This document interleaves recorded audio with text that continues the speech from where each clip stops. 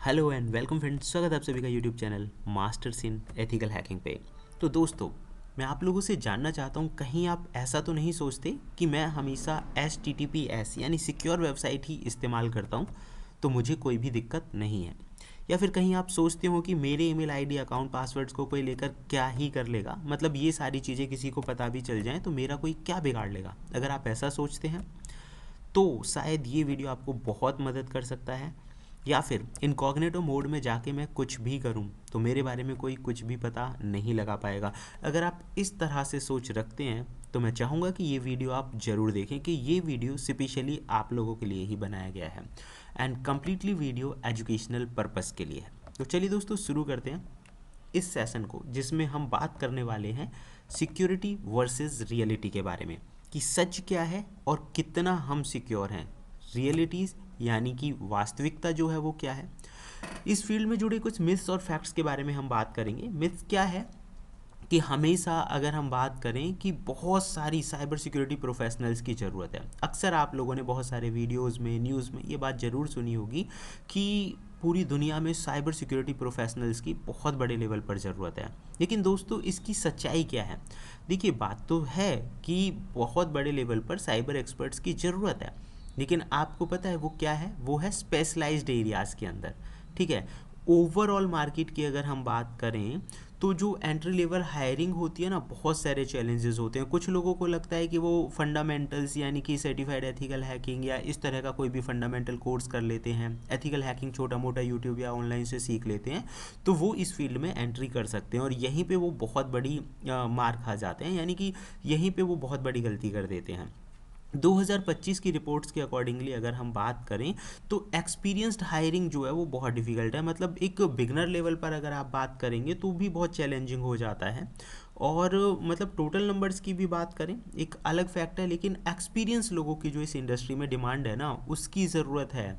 ऐसा नहीं है कि आपने छोटा मोटा कहीं से भी सीख लिया या छोटा मोटा कोई कोर्स कर लिया है तो आपकी जो ज़रूरतें हैं वो पूरा हो जाएंगी। और हम मैक्सिमम जो लोग हैं, जो बिगनर्स हैं, 10वीं 12वीं के बाद जो लोग इस फील्ड के अंदर एंट्री करते हैं, या फिर उन्हें ये लगता है कि हमने एक छोटा मोटा 2 4 6 महीने का सर्टिफिकेशन कर लिया और बड़ी आसानी से हमें कोई भी जॉब मिल जाएगी, तो ये उनका मिथ ब्रेक करता है। ऐसा बिल्कुल भी नहीं है। आपको यहाँ पे देखो, डिमांड है, अच्छी खासी सैलरी पैकेजेस भी मिल सकते हैं, लेकिन स्किल्ड और प्रोफेशनल, मतलब आपके पास नॉलेज और स्किल्स अच्छे लेवल की होनी चाहिए। टैलेंटेड लोगों की ज़रूरत है। ठीक है, फैक्ट नंबर 2 पे अगर हम बात करें, मल्टी फैक्टर ऑथेंटिकेशन अगर मैंने लगा लिया तो फिर आपको कोई दिक्कत नहीं है। जनरली आप लोगों ने बहुत बार सेमिनार वेबिनार्स में या ऑनलाइन या किसी भी वीडियोस के अंदर काफ़ी सारे लोगों को कहते हुए सुना होगा कि भाई आप अपने अकाउंट को सिक्योर करना चाहते हैं तो 2 फैक्टर ऑथेंटिकेशन लगाएं। फिर सवाल आ जाता है कि भाई 2 फैक्टर ऑथेंटिकेशन से भी ज़्यादा बेटर है कि आप मल्टी फैक्टर लगाएं, यानी 2 फैक्टर के बाद भी कोई कोड आपके पास आए या कोई ऐसी की हो जिसकी मदद से आप लॉग इन कर सकें। तो मल्टी फैक्टर ऑथेंटिकेशन लगाने का मतलब है अब आप पूरी तरह से सुरक्षित हैं। गाइज, मैं ये नहीं कह रहा कि ये सिक्योर नहीं करता।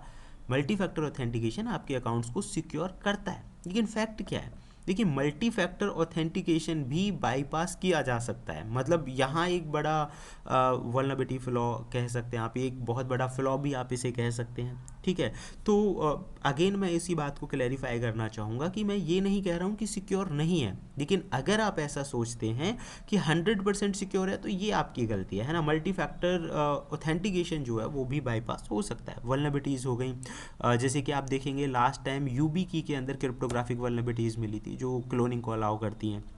तो इस तरह से फिर वहीं कहीं आप गलत फहमी में रह जाएं तो भैया बात वही आती है बार बार, सिक्योरिटी इज़ अ मिथ, है ना। पूरी तरह से आज के इस डिजिटल वर्ल्ड में हम ये कहें कि पूरी तरह से सुरक्षित हैं तो ऐसा बिल्कुल नहीं है। मल्टी फैक्टर ऑथेंटिकेशन सिक्योर ज़रूर है, लेकिन आप उसे 100% सिक्योर नहीं कह सकते हैं। बात करते हैं फैक्ट नंबर 3 के बारे में।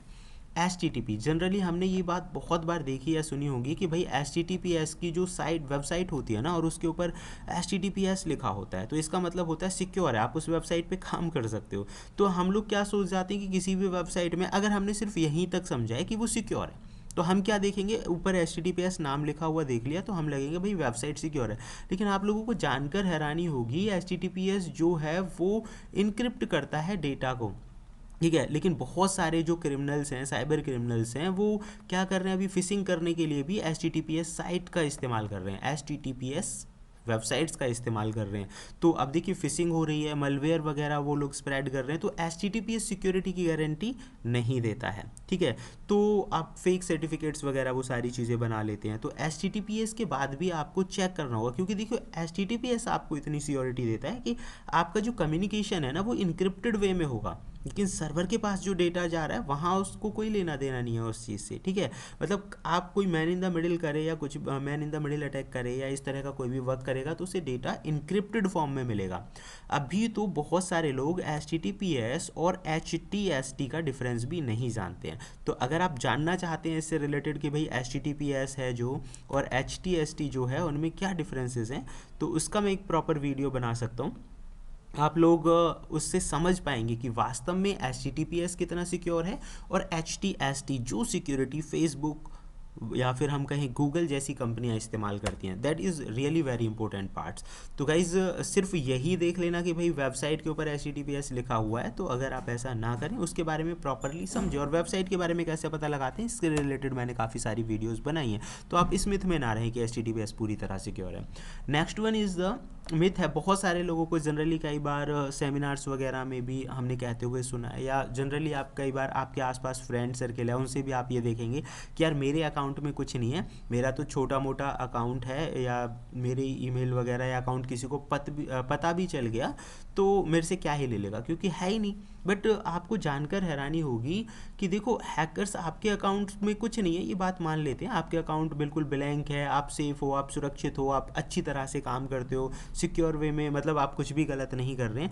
पता है हैकर्स क्या कर रहे हैं, वो आपके अकाउंट का मिसयूज़ कर रहे हैं। हो सकता है आपके अकाउंट को कंट्रोल बना के किसी दूसरे को टारगेट बनाए, और जब भी इन्वेस्टिगेशन होगी तो अकाउंट या जीमेल वगैरह जो है वो आपका जाएगा, और उस कंडीशन में कौन फंसेगा, उस कंडीशन में आप फंस जाएंगे। तो जो लोग ये कह रहे हैं कि भाई मेरे अकाउंट में कुछ नहीं है, कोई मेरे पे कुछ भी कर ले, मेरी कोई दिक्कत नहीं होगी, तो उन लोगों के लिए एक सीधा सीधा मैसेज है कि आप इस गलतफहमी में ना रहें कि आपका एक सिंपल सा अकाउंट और आपको कोई दिक्कत नहीं आएगी। Okay guys, the next myth is browsing. देखो अभी बहुत सारे लोगों को लगता है कि यार मैं तो कुछ भी चीज़ कर सकता हूँ, एक अच्छा अल्टीमेट फीचर मिला हुआ है मुझे इनकॉग्निटो मोड। इनकॉग्निटो मोड में जाके गूगल खुद कह रहा है कि हम आपकी प्राइवेसी का ख्याल रखते हैं और कुछ भी मतलब आपकी जानकारी जो है वो लीक नहीं करते। तो यहाँ पे अब इसकी सच्चाई क्या है? देखिए सच्चाई इसकी ये है कि इनकॉग्निटो जो होता है ना वो आपकी हिस्ट्री नहीं रख रहा है। सही बात है, करते हैं वो लोग, बिल्कुल आपकी हिस्ट्री वगैरह को नहीं रखते हैं। लेकिन क्या आप लोगों को पता है कि जो भी वेबसाइट हैं, जो आपका ISP है, ठीक है, या हैकिंग वाली जो टेक्निक्स होती हैं, उनसे आपकी सारी एक्टिविटीज़ का पता लगाया जा सकता है। तो अगर आप अब तक ये सोचकर बैठे थे कि भाई मैं इनकॉग्निटो मोड में कुछ भी चला लूँगा और पूरी तरह से सुरक्षित हूँ, तो ये आपकी एक तरह की गलतफहमी ही है, ऐसा बिल्कुल नहीं है। वेबसाइट आपका सारा डेटा सिक्योर रखती है। ISP यानी कि जो सर्विस प्रोवाइडर्स होते हैं उनके पास भी आपकी हर एक एक्टिविटीज़ के बारे में इंफॉर्मेशन होती है। तो गाइज़ ये वीडियो था आप लोगों को फैक्ट्स के बारे में जानकारी देने के लिए। वीडियो कैसा लगा और फ्यूचर में इस तरह की जानकारी मैं आप लोगों के लिए लेकर आऊँ, और कुछ आपकी कोई सजेशंस हो तो वो मुझे कमेंट बॉक्स में कमेंट करके बताएं।